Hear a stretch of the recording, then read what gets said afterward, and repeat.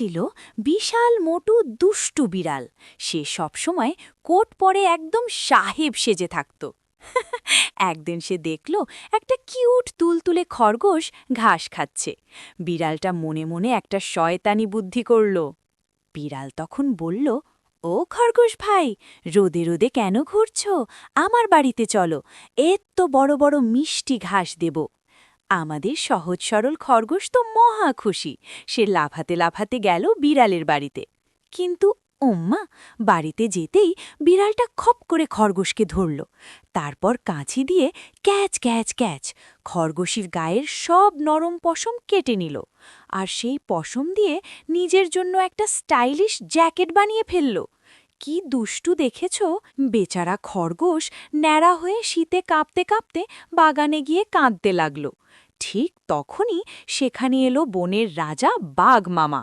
বাঘ মামার টাই পরে ল্যাপটপ ব্যাগ নিয়ে অফিস যাচ্ছিল। বাঘ বলল, কি হয়েছে ভাগ্নে, কাঁদছ কেন? খরগোশ সব বলে দিল। বাঘ রেগে মেগে লাল হয়ে গেল। বাঘ মামা সোজা গেল বিড়ালের ঘরে।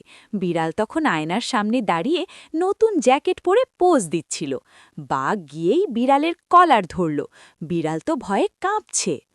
বাঘ বলল, চুরি করা বিদ্যে, দাঁড়া মজা দেখাচ্ছি। বাঘ মামা কাঁচি নিয়ে বিড়ালের গায়ের সব পশম কচকচ করে কেটে ফেলল।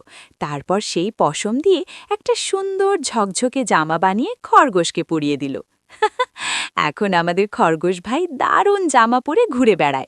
আর ওই পেটমোটা বিড়ালটা, সে এখন পশম ছাড়া ন্যাড়া হয়ে কম্বলের নিচে লুকিয়ে থাকে। তো ছোট্ট বন্ধুরা, এই গল্প থেকে আমরা কি শিখলাম? অন্যের ক্ষতি করতে গেলে শেষ পর্যন্ত কিন্তু নিজেরই 12টা বাজে।